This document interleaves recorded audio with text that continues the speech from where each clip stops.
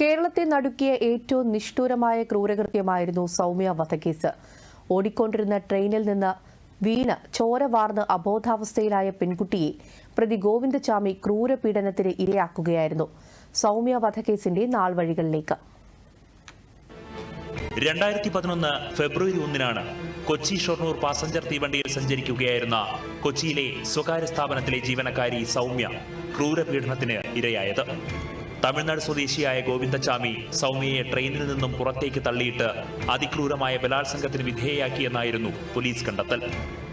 ചോരവാർന്ന് അബോധാവസ്ഥയിലായ പെൺകുട്ടിയെ ഗോവിന്ദചാമി ക്രൂരപീഡനത്തിന് ഇരയാക്കുകയായിരുന്നു. ആക്രമണത്തിൽ സൗമ്യയുടെ താടിയെല്ല് തകരുകയും പല്ലുകൾ അടർന്നു പോവുകയും ശരീരത്തിൽ ആഴത്തിൽ മുറിവേൽക്കുകയും ചെയ്തു. ഫെബ്രുവരി 6 തൃശൂർ മെഡിക്കൽ കോളേജിൽ വെച്ച് സൗമ്യ മരിച്ചു. ഫെബ്രുവരി 4 പാലക്കാട് റെയിൽവേ സ്റ്റേഷനിൽ നിന്ന് പ്രതിയായ ഗോവിന്ദചാമിയെ പിടികൂടിയത്.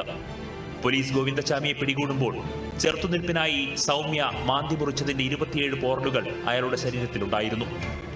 തുടർന്ന് നടന്ന വിചാരണകൾക്ക് ശേഷം തൃശൂർ അതിവേഗ കോടതിയും കേരള ഹൈക്കോടതിയും ഗോവിന്ദചാമിക്ക് വധശിക്ഷ വിധിച്ചിരുന്നുവെങ്കിലും സുപ്രീം കോടതി ജീവപര്യന്തമായി കുറയ്ക്കുകയായിരുന്നു. 2016 ഗോവിന്ദചാമിയുടെ വധശിക്ഷ സുപ്രീം കോടതി റദ്ദാക്കിയത്. കൊലപാതകം സംശയാതീതമായി തെളിയിക്കാനായില്ലെന്ന് നിരീക്ഷിച്ചാണ് സുപ്രീം കോടതി ഹൈക്കോടതിയുടെ വധശിക്ഷാ വിധി റദ്ദാക്കിയത്. അതേസമയം ബലാത്സംഗം നടന്നതായി ബോധ്യപ്പെട്ടിട്ടുണ്ടെന്നും ഇതിന് ഹൈക്കോടതി നൽകിയ ജീവപര്യന്തം ശിക്ഷയും മറ്റു വകുപ്പുകൾ പ്രകാരം നൽകിയ ശിക്ഷകളും നിലനിൽക്കുമെന്നും കോടതി വിധിന്യായത്തിൽ വ്യക്തമാക്കിയിരുന്നു. ട്രെയിനിൽ നിന്ന് വീണപ്പോൾ തലയിലേറ്റ ക്ഷതമാണ് മരണകാരണമായത്. എന്നാൽ ട്രെയിനിൽ നിന്ന് പെൺകുട്ടി സ്വയം ചാടിയതാണോ ഗോവിന്ദചാമി തള്ളിയിട്ടതാണോ എന്ന കാര്യത്തിൽ സംശയമുണ്ടെന്ന് കോടതി പറഞ്ഞു.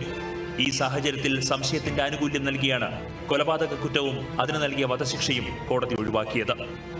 News desk, Doordarshan.